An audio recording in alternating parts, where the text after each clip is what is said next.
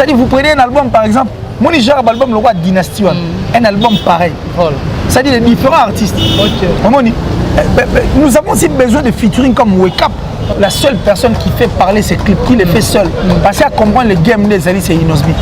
Quand il sort un clip, attends, on dit que la clip. Tu sais pourquoi? Parce qu'il a fait parler les clips. Et fonctionnant. Et bien, ça va bien. Maintenant, bien, imagine que la paix malgré tout n'a combien d'émissions avec ta qu'on a paix malgré. Chez les malgré, il y en a combien? Parce que yo lingi public malgré bien on a ayé ba yo n'engeni aussi longtemps. Non, impressionnant ba moi. Si on va ba showcase dans ma boîte. Ba na beta kuna po ba banga ba passer la minute. L'artiste avant beta concert auto beta na ko arena. Ça la liboso nga beta concert et ta la cigale. Pour la cigale ya sala ndeni. Biso to bango déjà. Mais si on a ba public mususu. Voilà. Mais na Nigeria. Ba actrice ba chanteur bien ba tchaka munoko o ngai nani o biso bo. La Nigeria va les gars inaperçus. Même les Américains au monde a bateau total à les Américains. Bango ba gembela na rapide. OK. Ils cherchent aussi la visibilité. Voilà. Ils n'ont pas honte de venir vers une autre personne. Ils n'ont pas honte de venir.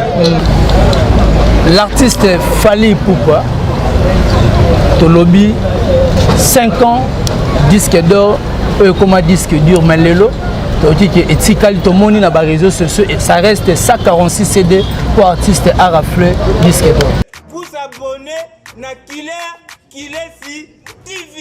La suite, na Killer TV. Chaîne Oyo Tondi na bilengi ngeli. Bakobete la bino masolo Oyo Boyo Kananute. Bémission kitoko ezali awa. Bagagi ya kitoko yoko tala kaka awa. Ngai kutu mobikisi koluka kangai kunate nazali de awa. Mwana mama luya kumona Killer si télévision ye mama tata Killer si télévision yango yo ye batata mamba ndiku naza utinda bino naza conduit bino pour s'abonner masouvement na Killer si TV. On y a des gags, des films, des missions, chroniques musicales, chroniques porticales, chroniques chroniqueuses. Boulandangoa, na Killer si TV. Tous les Gauloises gladiateurs, abonnez-vous massivement à Killer sa TV. Restez branchés. Aweza basanga papa Hervé, aweza basanga batunyoso avec sincérité. Massivement la Killer. Voilà, merci beaucoup très chers internautes et bienvenue à votre chaîne que vous aimez beaucoup, Congo Température TV. Otolobaka Vitesse Wapi. Merci na bande konyoso bakolanda bo solo na musique. Ça dépend de l'heure à laquelle vous nous captez partout dans le monde entier. C'est moi votre humble serviteur, héritier Ibula Mouyaka na bango nyonso après tu poster et à la rendre Richard Mouni bakoko ya États-Unis, pourquoi pas à acteur Rigan sans père homme vrai. Je dis merci beaucoup à mon vieux Voski depuis les États-Unis. Pourquoi pas à Blaise les Padres. Je dis encore merci à Drisha Motomètre Bebazi Beba. Motoazana Mbongona na mako finali ya ngona batu. Moninga ya Kakato Mandala Drisha Motomètre Bebazi Beba. Merci beaucoup à Papier Kofo depuis Turquie. Merci beaucoup à Jean Sakitoko ya Papa JP Nakata Istanbul wana. Balobito Rozoba Kombo Toa Kopé Sabino. Merci beaucoup à mon vieux Davin Steve. Je te salue là où tu es.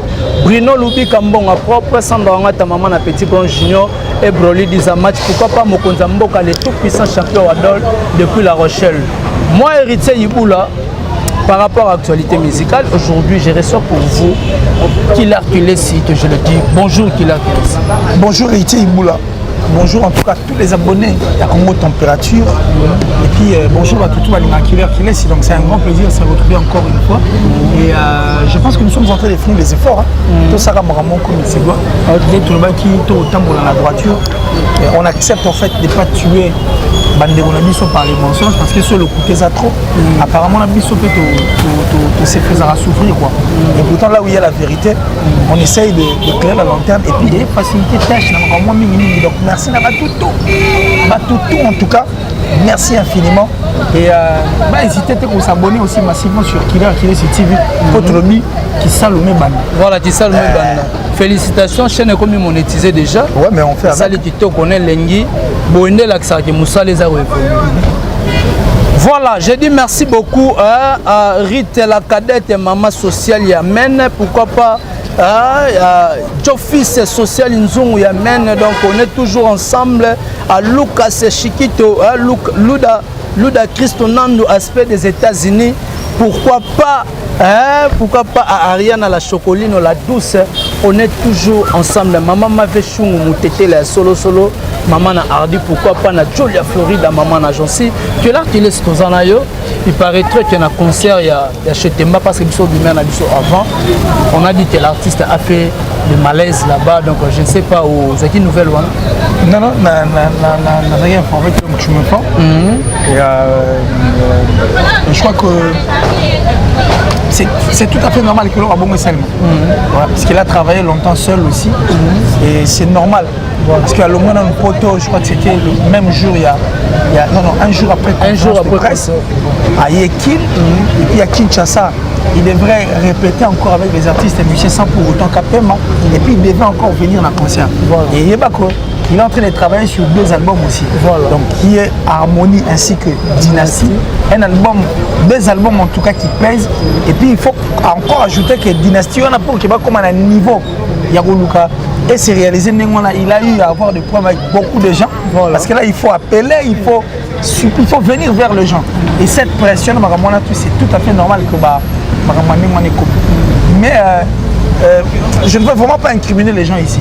Mais je crois que il y aura une émission parce qu'il faudra qu'on se dise des vérités en face. Tout celui qui veut aider son frère doit lui dire la vérité. C'est-à-dire qu'il n'est pas bon de crever les yeux de nos frères par les mensonges. Il est bon plutôt de rougir simplement les yeux de nos frères par la vérité. Donc il y a vraiment ébélé. Alors il est vraiment ébélé. Le Gauloise, le gladiateur en tout cas, il faut regarder les choses du bon côté. Et puis vous voyez que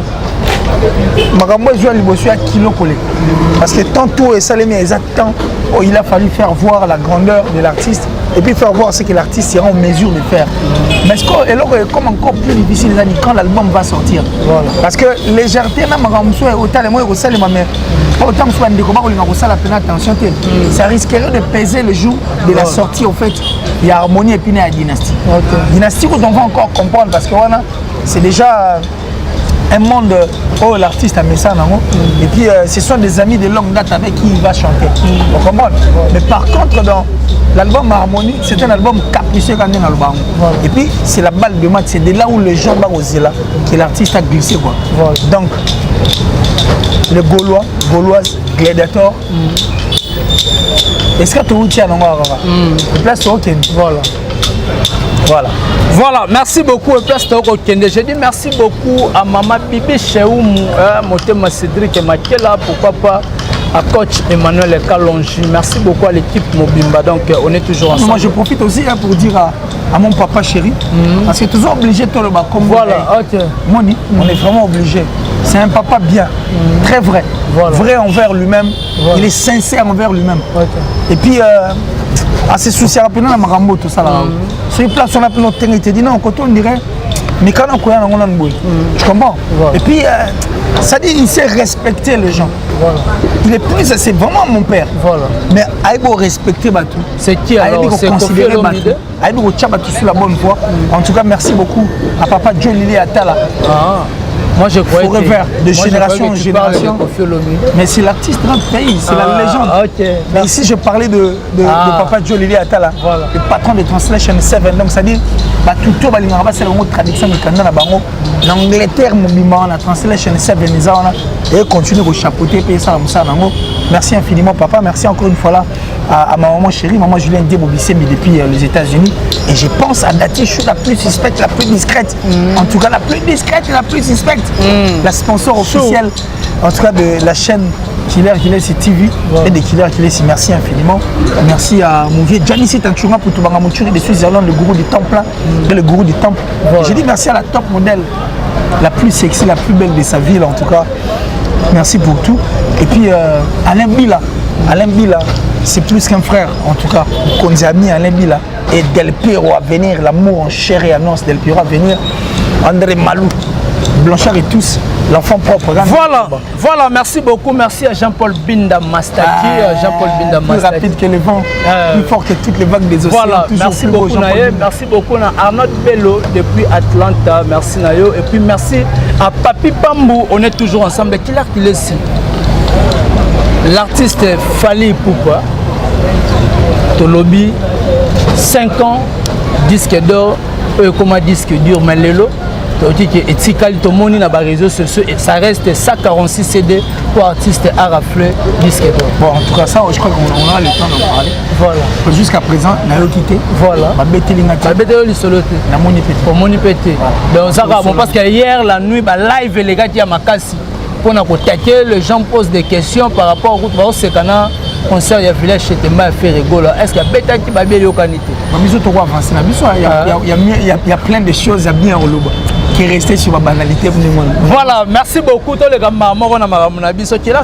aujourd'hui, artiste Nabiso en général, est-ce que ils ont avantagé ils sont bien non, mais quitte ça comment? La musique est rappée dynamique.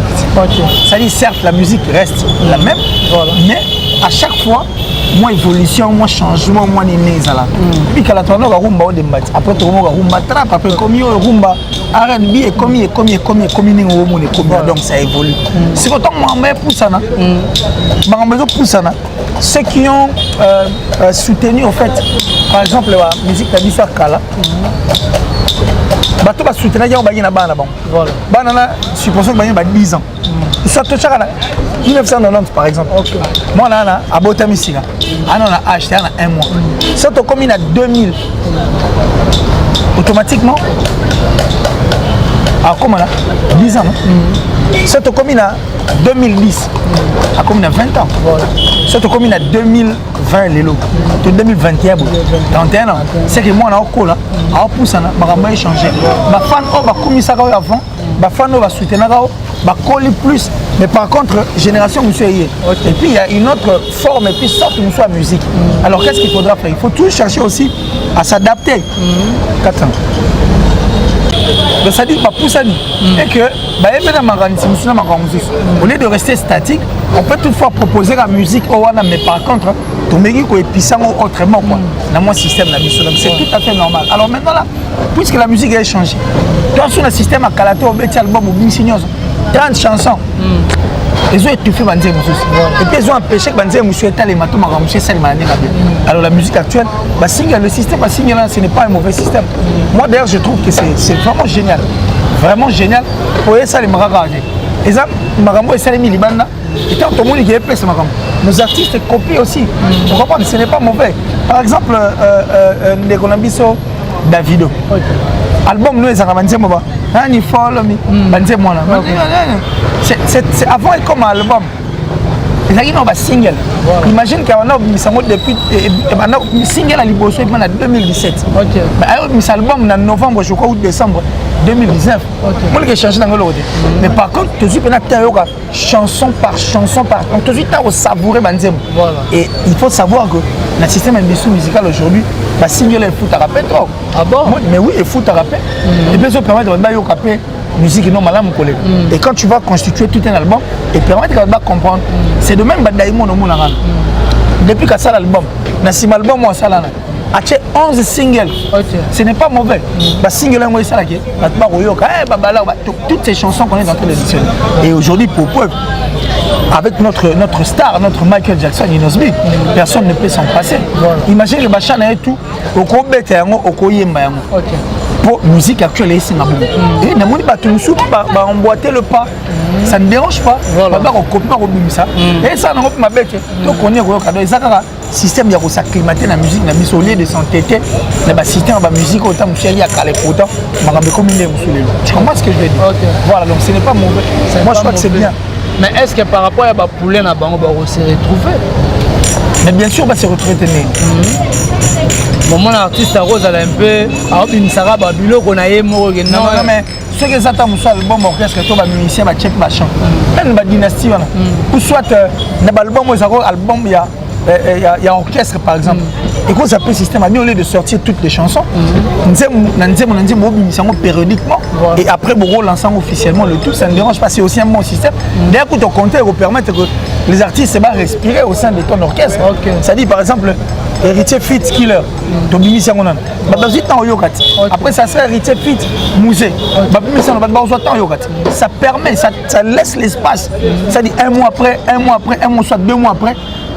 Donc c'est un bon système, c'est un très bon système. Un système qu'a adopté aussi qu'au fur et à mesure depuis un certain temps, surtout au monde, $1 au Poussani Université. Il y a plein de chansons aujourd'hui, mon amour vient avec Charlotte Dipana. Donc c'est vraiment important. Ça dit Toroki, jamais qu'on s'en passe.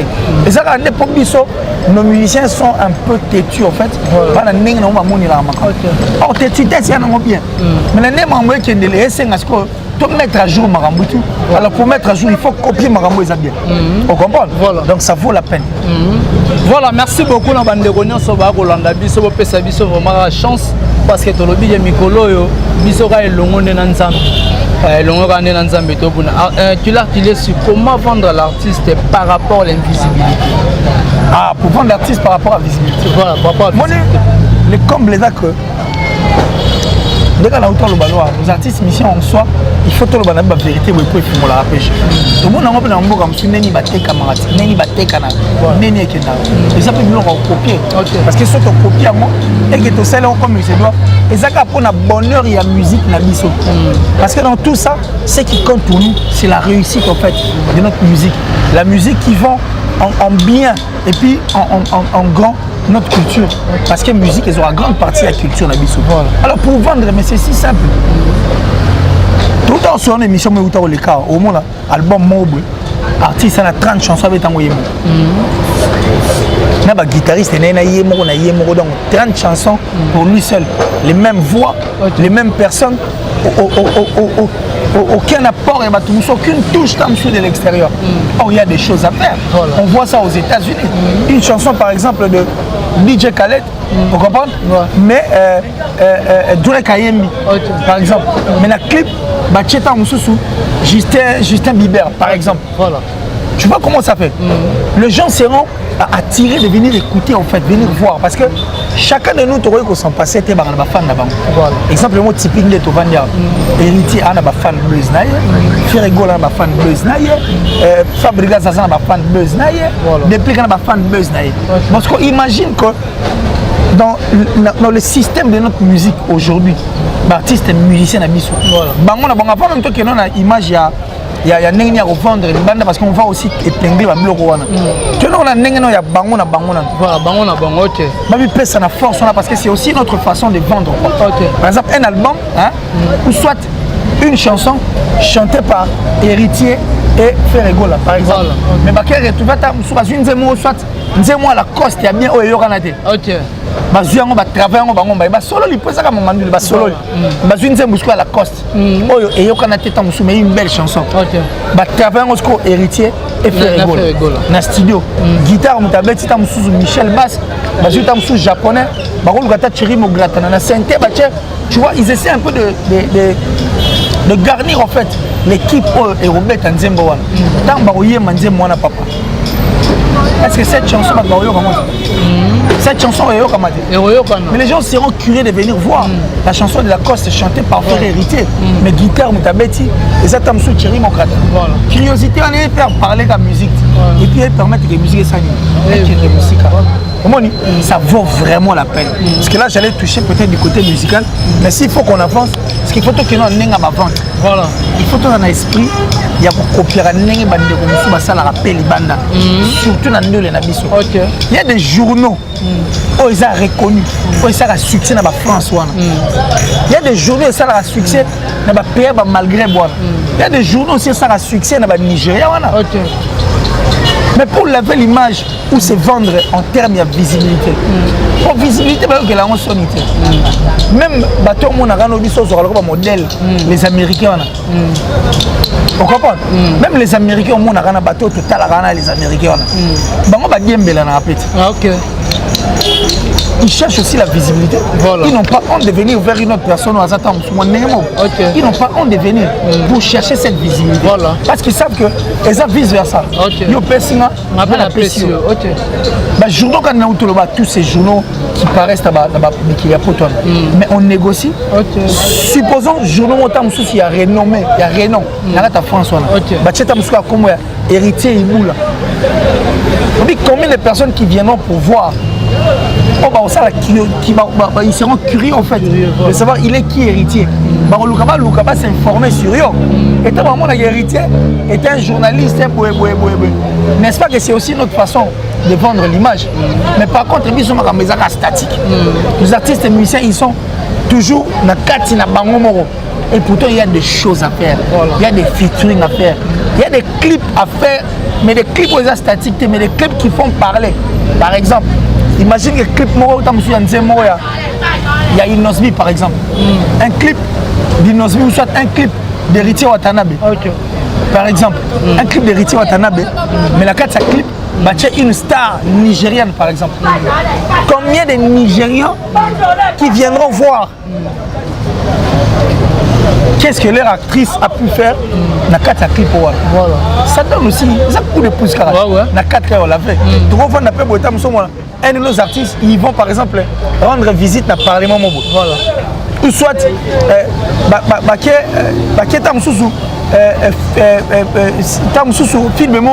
peut-être au Nigeria par exemple. Côté la film. Ou soit ils vont rendre visite dans l'acteur et à côté. N'est-ce pas qu'on va aussi parler d'eux? N'est-ce pas qu'on va parler là-bas? Donc moi je crois qu'il y a des choses à faire au sein de l'industrie musicale où on peut copier ce que les autres font afin que tout ça là on bien et au monde qui est ça ma clip ma musique ma clip statique, des clips qui ne parlent pas. Ah bah clip même seul au baratique. Non mais c'est rare en fait. Depuis un certain temps la seule personne qui fait parler ces clips qui les fait seul parce qu'à comprendre le game des alliés c'est Inosbi. Quand il sort un clip attends on dit me simiter me la clip. Voilà. Tu sais pourquoi? Parce qu'il a fait parler les clips. À Yébini Niger est fonctionnant. Et c'est comme ça. So, imagine des clips mobile par exemple. Clip moya, il y a touché le roi clip moya, il y a déplique. Hein? Mon clip a déplique en train de s'embrasser na Ini et deux. OK. Mais pourquoi Ini et deux? Maintenant tu n'as évolué. Parce que généralité ma clip on prend des personnages bateau pour participer soit figurer la clip au contraire album musicien n'est-ce pas communiquer qu'on fout là-bas et comment ça peut musicien parce que Aza a parlé na bateau il y a fouille sous bango on a clip bateau ça dit des personnes qui sont reconnues pas il y a un bateau na yo batala rayo il y a un bateau batala rayo tant où il y a figuré na clip na yo automatiquement ça fait parler. Je t'ai donné un exemple de DJ Khaled, j'allais expliciter. Nous avons eu un salon na Drake. Parce que imagine que la clip on a Drake apparaît ça après limone. Bachasco Bieber la clip mais pourtant Bieber a embadé. Voilà. Mais faut mon clip on m'a ça là. OK. Hein? Comment la clip moi il Inosbi avec Rebo ils se sont embrassés. Et puis ça lui bon voilà. Parce Inosbi maîtrise le game. Et c'est comme ça que les choses se passent. C'est aussi notre façon de vendre. Il y a des journaux. Par contre on appelle que tu as un match à Paris Saint-Germain. Bah ça non s'arrête. Il y a des gens qui font le commentaire oui. Mais c'est perdre dans le Lobama. Et ça, on a cadre de visibilité. Et ça, on a cadre de vendre encore l'image de l'artiste. Parce que puis surtout, tu es big. Pour moi, et ça peut te mêler par vrai ton verbe. Featuring et les gens ils vont vers featuring. Ça dit derrière le caméra. Ça la mis qui ça bazo senga bazo bondel mais souvent il bosse caméra bo biso net ça danger or ça na ngo ngote pour so tous les parties sur les artistes intel non na bien zéro collaboration na jula na la chaîne poche na celle ma ramener à lien et puis c'est tout c'est comme ça que ça se passe avant comme on a standing on a il faut d'abord apprendre de se faire bon tout bien on va parrainer quoi ou soit se faire vendu et c'est là et ça les marana bateau entouré par artiste et au comment que tu m'as monnaie ça les messages là bien quand on tiba Jomo voilà comment mobile Nicki Minaj certes à Outana la belle Rick Ross c'était une personne qui était connue mais bandingue pénaté mais je vais lingana na Nicki Minaj ouf m'a ramené fond Non, non, le banaba. Ma mission n'a pas balité. Mais tu héritier à Tanam. Ah bon, l'ingénieur, ils ont chaité. Oh, chai. Cousine, il y a Youssoufa. Qu'est-ce ma chai va venir à moi, qui n'est pas les chai, et puis ça va le balité au balaka. Il y a un chai. Et puis ça va le bon. Mais il y a un Cameroun, et puis ça ligne déjà. Bon. Azar les autres télégraphes, c'est le Oscar, il m'a menacé. Ah, tu as l'ito Iga. L'ito Iga, pour les Azar, on est moins nisque, on a évité trop. Ah, oui, tu as un peu l'ito. Vous dites combien de personnes vont en parler? Ce gars, un artiste, un musicien congolais, à l'Inganito, à l'Ingana Cameroun, parce que tout, même leur pas compte. Voilà. Bah sortir tout est content. Bah on tout à la loupe. Parce que imaginez bien que non c'est le Oscar m'a réussi pour l'Ingana Cameroun. Voilà. Bien affilé à Sarana. Imaginez ce que Chai Penango la cousine de Youssoufa. Héritier Watana Bessingo à récupérer. Ça va faire parler et c'est comme ça que ça s'est passé. Ça bureau photo code ça n'andoule. Yo mon arato mon ayino ça c'est les clips là bah tu tout bien la clip là. Oh ya alobi la biso be poani. Alobi la bangoté. Mais c'est le game en fait, c'est ça en fait les jeux. Et c'est comme ça que ça se passe. Voilà. Mais c'est pas de clip statique qu'on voit ici. Figurant tant que vous cherchez à voir. Certes, il y a des personnes qui viennent pour figurer tant que soit ça là. Mais il faut encore dépenser plus. Botché par exemple, Ferrego là, dans le clip là, tu confirmes c'est moi net le clip lui il est dans le game aussi. Hein.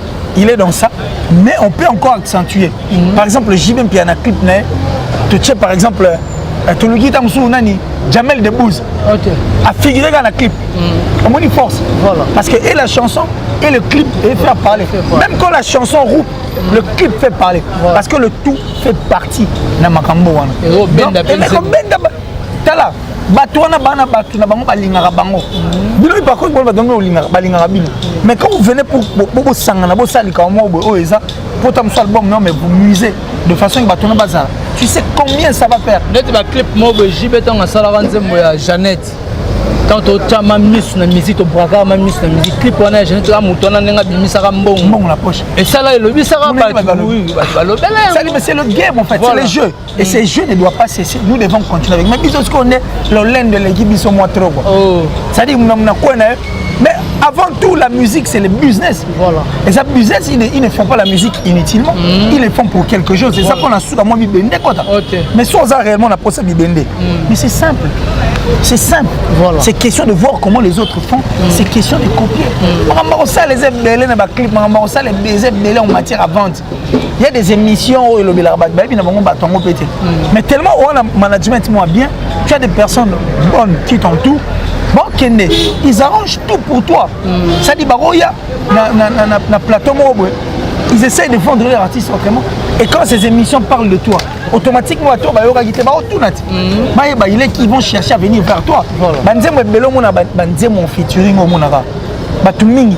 Chanson là parce que ça le fit na bateau ba attendre sous ma casse la bango. Tu comprends? Parce que ma fan na bateau là, il faut pas luka bata la moto ba ça featuring. Ta ba otala comme on va luka ba ke ba osala ni na mboka na. Mais tant ba aucun temps ba oya en masse bata la makambo yo sala na mboka na. N'est-ce pas que ba oya belé? Ba ko matelo pe ba swim. Ba ko matelo ba vu visibilité pe obima. C'est ça au fait. C'est question de voir le show du bon côté. Héritier Watana Bessi a moins je la besoin en chai non. Oh, on les autres na. Toi, il y a un camarade. Mais est-ce que le grand maïs, 7 fois grand maïs, a mekera lito, et ça la bien. Et l'obisat. Et l'obisat. Mais Niger, danser, c'est bien, danser, c'est bien, parce qu'on va se télénger là-bas. Comment on a un clip à Serge, pas clip, moi je crois à Serge Beno. Son mémoire est très gâtée. Moi, on a mina. Moi, c'est moi, bina, moi, jarbe. Comment on met un kimingay? Il parle d'un succès fort. Soit s'afficher dans le clip, au moins de ça là. Parce que c'est déjà un nom. Mais si on parle d'un clip, et puis si tu imagines, c'est le lobby qui bat. Mais tout le monde appelle moi, on appelle mes comédien. Non, mais ce n'est pas mauvais. Ce n'est pas mauvais. Voilà. Vendre aussi l'image de nos comédiens d'ici, ce n'est pas mauvais. Voilà. Nos comédiens et nos artistes et musiciens sont connus déjà ici en République démocratique du Congo. Tu comprends? Biso tu déjà. Mais si on a un public nous sous, même dans le Nigeria, actrice, chanteur et bien battra mon roi, on a nani, au biso, le Nigeria va les gars inaperçus. Les belles va quoi ça biso. Maintenant bien, imagine que la paix malgré tout n'a combien d'émissions à bêta qu'on a paix malgré chez les malgré il y en a combien? que yo lingi public malgré bien on a ayé ba yo ndengeni aussi longtemps na le impressionnant bango te na le fréquentant bango te yo lingi public nigérian et c'est pelano ndengeni aussi longtemps kuna kutu biloko nona e comment ndengo yo kansara te il faut y aller il faut y chercher on comprend on y va vers eux. Ça c'est pour vendre la musique, la visibilité et tout. Je parie que tout le bango on va recadrer ça mais tout le bien pour que papa me comprendre. Bah yeba. C'est quoi en fait? Parce que tu me souviens respect non. Il faut savoir quoi? Il faut savoir qui siga. La musique peut s'en avoir qui c'est. Non mais on a coûté le rhum sous et oya sima. Bon qui sont en stratégie t'es au salon. Bah combien de personnes va simba qui sia va ça non le. Bah et papa, combien de personnes va simba qui va ça non le. Yango ba ba mo cannabis aso kama meneni bino ba bosolo bisa mokili ba ba lobela bino bo ba ko boulele tia ke biso ko sali makamble ba ba biso sali neti bango te voilà nous sommes seulement sur la bonne voie on vous appelle à qui se rouper pourquoi pas voilà. Donc ça dit moi je crois que ce qui compte c'est connaître le game les jeux donc les jeux de la musique voilà faut y avoir simplifier makambo faut y avoir regarder les choses du bon côté OK ça dit vous prenez un album par exemple mon genre album le roi Dynasty un album pareil voilà. Ça dit les différents artistes OK nous avons aussi besoin de featuring comme Wake Up maman album auto mon akata muso mon akaka tocha le roi nani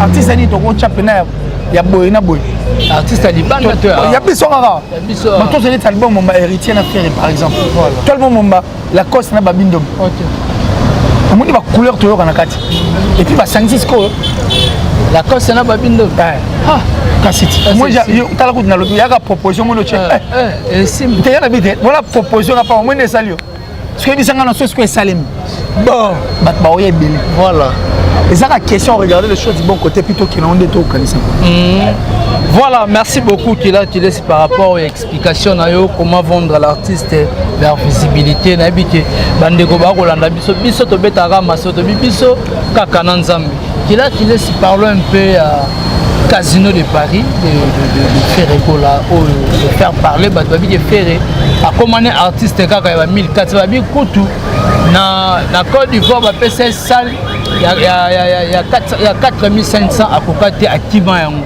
mais il y a au moins betara ba salle ba 1500 ba 1400 tu peux dire quoi les cachets si par exemple les cachets de l'artiste est à $50,000 à 50,000 euros payé OK au pied 50 000 cachets n'est-ce pas oui aïe na conseil on nous conseil ça Ophélie aïe na kati l'autre si on va gagner ba showcase na ba boîte ba gagner ba kuna po ba banga ba pasala minene l'artiste avant beta concert auto beta na ko arena ça la liboso nga beta concert et ta la cigale pour la cigale ya sala ndeni yo tchenga la nanga ngane ato beta le guatol ne m'a dit le guatol beta le concert moi je m'en fais qu'est-ce que j'ai à foutre attends la salle de fête ba salle wono mona kana on est casino de Barana et l'équipe va salle belé mi bo ba benga mythique ya poto na ba salle minene bela poto et seulement la 1895 et puis ça salle kilo ça salle pas en bon bâtard OK ça c'est pour dans cette salle il faut venir chanter et puis il faut ba gagner ba target ils ont ba salle monsieur président de République royauté mais na casino de Paris wana obi que ba autorité ba roya pe na kata salle avant di poko na ba mesana ko ka musique eza opéra des musiques posées quoi ne ba kinana ne ba yoka nani Notre-Dame je crois et oui là na mutu ba garumba ba yemba trop kuna ba Patrick Fiori ba yemba est-ce que ba yemba nzema belle ça dit je comme Notre-Dame tu ba ba na salle là en fait ce qui se passe à l'intérieur tu sens qu'il y a des cadres qui viennent on comprend c'est des années mon ba salle les gens comme target na lo bango mettre que on peut faire les succès toi na cible monté na par exemple le maître Gims na Dadju parce que on a un succès mais Dadju fait des chansons où album bandeti sur ba bango na concert à Royemba peut-être ba Royemba tellement temps ba yemba Suisse mais c'est pas le cas avec Gims oh nandé justement mais est-ce que so y concert à Gims yo on comprend les target à Gims c'est ça target parce que là même le malgré bien vient ça dit ba race surtout confondu à Rawana et ça man c'est muso à Gims na balabala otiko oyo kangote mais et ba chanson ils ont ba stream belé et puis il rappelle peu ba single d'or wana ba single bani et rappelle belé mais yo mo mitu na zongo nene pourtant c'est moi yo kana te parce que il target les hommes sous. Il a ciblé des personnes comme ça matin à balabala pour banzem. À ça 4 avant des places mob. C'est de même dans la salle. Ça c'est un autre target. C'est une autre salle et c'est du lourd. Et faire ego là, les connaissants tant moi je sais que ça va bien se passer. Producteur a produit faire ego là. Il y a produit ça Zenith Tower. Et puis il y a produire Star Boys Wizkid. OK. Mon équipe là, il n'est seulement pas dans les concerts. Dans faire ego aussi, regarder les choses du bon côté parce qu'il faut profiter de leur rôle. Voilà. Vous comprenez? Et s'il faut le plus jouer en organisant ma boxe. Oh. Au moins tout ce qui est spectacle, les événements, il est dans ça. C'est pas n'importe qui. Et puis quand il met ça met dans quelque chose, ça là, on peine comme il se doit. Donc déjà pour moi, je dirais aux Gaulois et Gauloises, gladiateurs, ils doivent maintenant lancer leur challenge. Voilà. Challenge d'abord, ils allaient aller acheter les billets pour leurs artistes. Voilà. Et puis ils doivent déjà sold out, il faut salement. Pour ceux qui sold out et salemi, c'est comme ça que vous voyez parce que la date, nous l'artiste en amont. Donc moi je crois que c'est du lourd. Ça c'est seulement la peur et la méchanceté qui est ça là-bas. Faire rigolo a pris son cachet, il s'en fout. Voilà. À toi bêtier nanine, il y a une nakati. Azim bon a la poche, n'est-ce pas? Il y a une nakati. Attends j'y vais au concert, moi au bien petit concert on fait le oui. Mais bon, il va tout les JB, vous mettre un concert, ça combien? On a un concert, on a 100 000.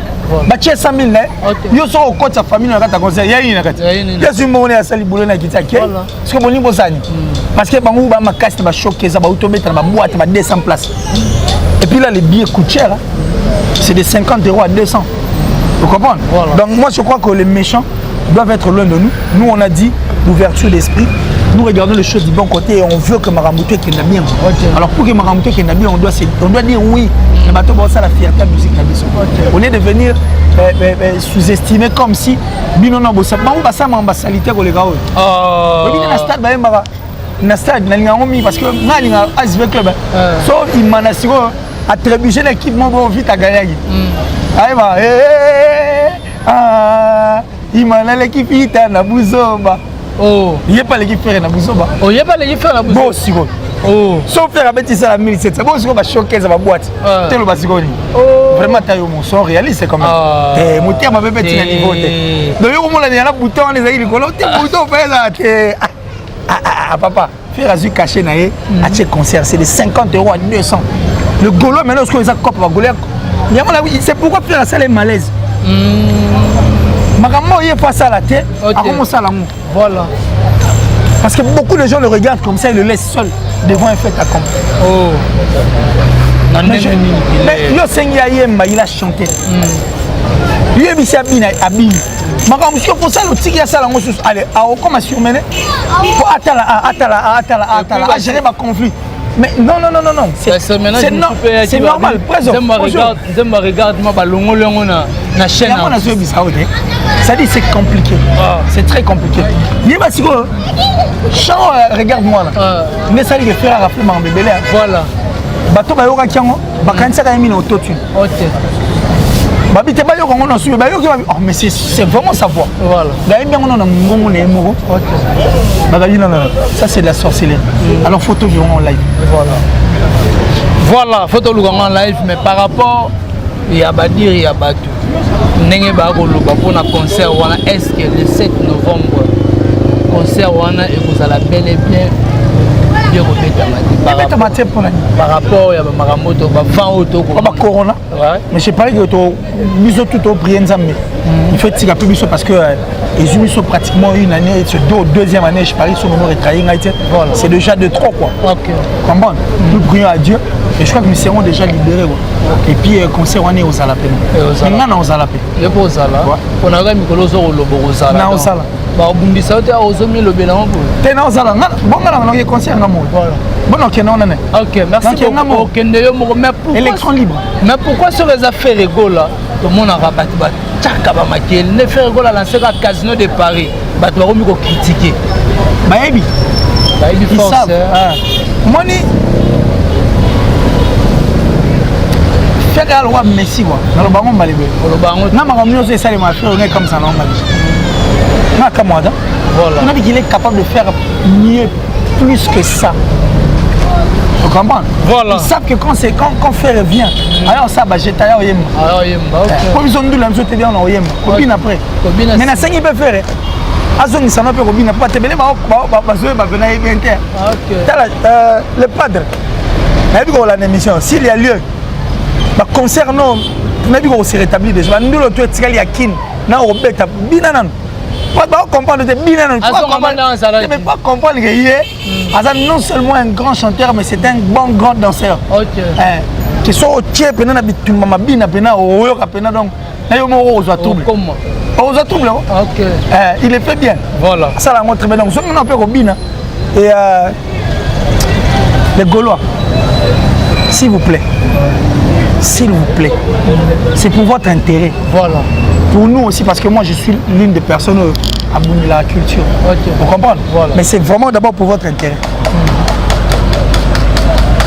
Vous êtes dans une distraction totale. OK. Vraiment dans une distraction totale. OK. Arrêtez de suivre Makamoussou parce que le Rwanda a na game boy pour distraire. Oh moi si on a sali bois ici boy. Ce ne sont pas vos oignons. OK. Votre objectif c'est de voir harmonie et dynastie. Et en dehors d'harmonie et dynastie, vous avez un concert devant vous le 7 novembre. Voilà. Arrêtez de vous distraire. Et puis essayez de revoir encore entre vous là. Parce que ça vaut la peine. Il faut... Et ça vient bien. Et Babokabouani, séparation, ça crée aussi, c'est des trop quand même. Vous êtes assis sur une mine d'or. Okay. Vous ferez la mine d'or. Voilà. En lui, tu vas tout retrouver. Okay. Parce que voilà, merci beaucoup. C'était la Killer si vous vraiment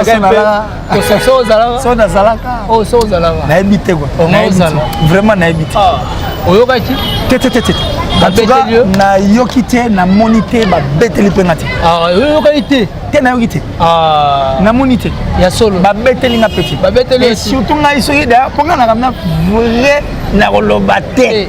Si vous na na calculer oté. Donc arrête de te faire souffrir pour rien. Oh. Mais tu te fais souffrir inutilement, il faut arrêter. Voilà.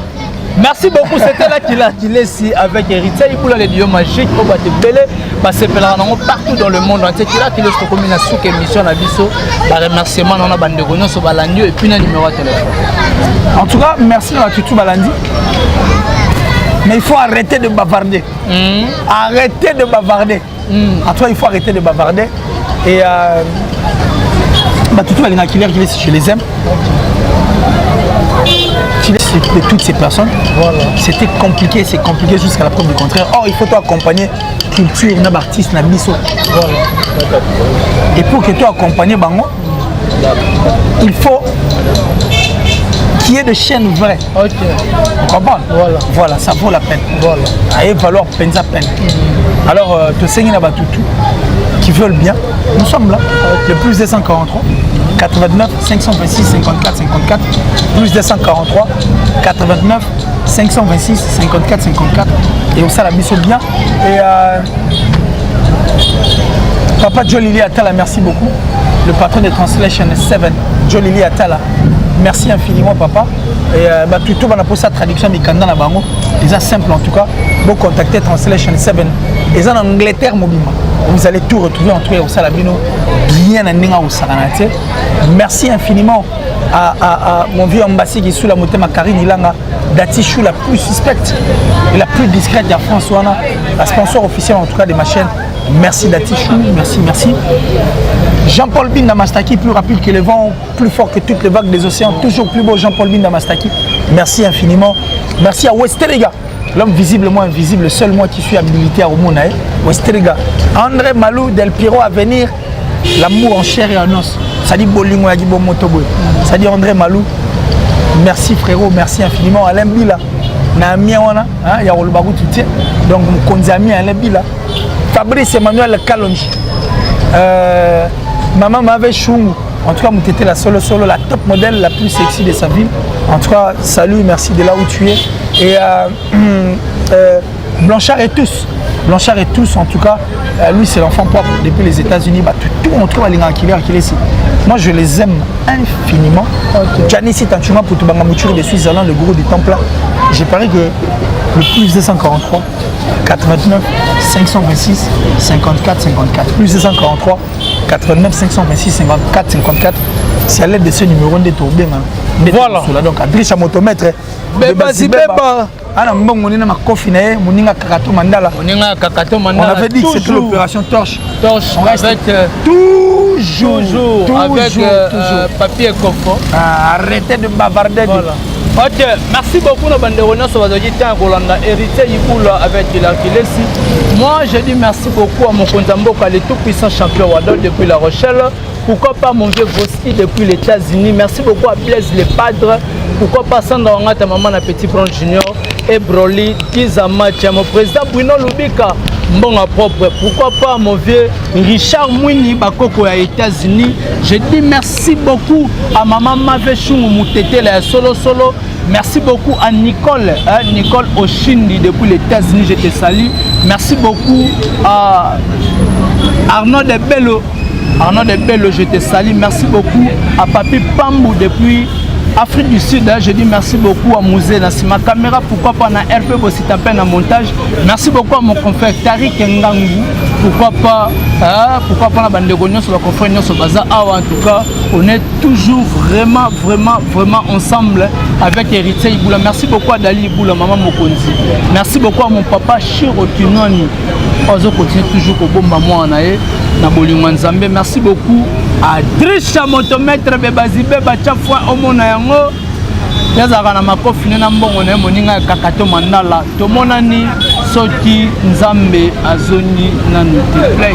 Vous abonnez na Kilesi TV. La suite, awa na Kilesa TV, chaîne Oyo Tondi na bilengi ngeli bakobete la bino masolo oyo boyo kananute. Bémission ya kitoko ezali awa, bagagi ya kitoko yo kotala kaka awa. Ngai kutu mobikisi koluka ngai kuna te nazali nde awa. Mwana mama luya kumona Kilesi télévision ye mama tata Kilesi télévision yango yo ye batata mamba ndiku naza utinda bino naza conduit bino pour s'abonner massivement na Kilesi TV. Olingula na bagag ba film ba mission chronique musicale chronique porticale chronique chroniqueuse Boulanda ngwa na Kilesi TV. Tous les Gaulois gladiateurs, abonnez-vous massivement à Kilesa TV. Restez branchés à Ouezabasama Papa Hervé, à Ouezabasama Batunyoso avec sincérité. Vous abonnez massivement à Kilesa.